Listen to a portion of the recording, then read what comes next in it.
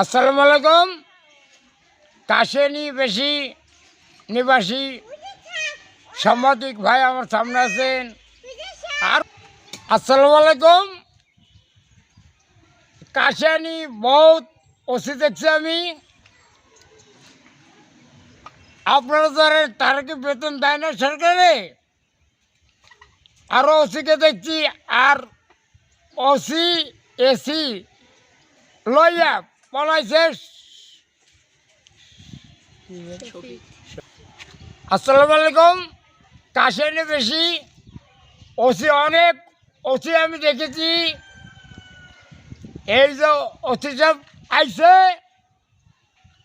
জনগণের টাকা সে মারিং করে এসির তলে চলে গেছে।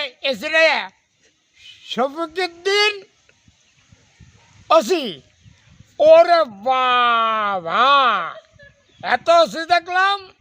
এর মারক তো ওসি তো করে দেখেছি যে জনগণ তারা মারে এই শফিক অতি বাবা রে বাবা সব টাকা মারিং করে এসিটা নিয়ে সে ডিসির তলে চলে গেছে। বলেন ওরে বাবা একই দেশ রাখবে না? রাখবে না।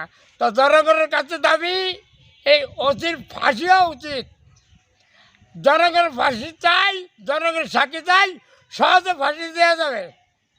আপনারা বলেন বাবা ওসি প্রায় 4 কোটি টাকার মতন টাকা নিয়ে কাশেনীতে বলেছে। ওরে বাবা আমার জনগণের পথে নামাইয়া পেটে আগুন দিয়ে চলে গেছে। আপনার বলে এই ওসিকে জনগণের সাক্ষী চাই, এই ওসিকে বাবারে ফাঁসি চাই। শফিকুল ওসি 4 কোটি টাকা মারিং করেছে।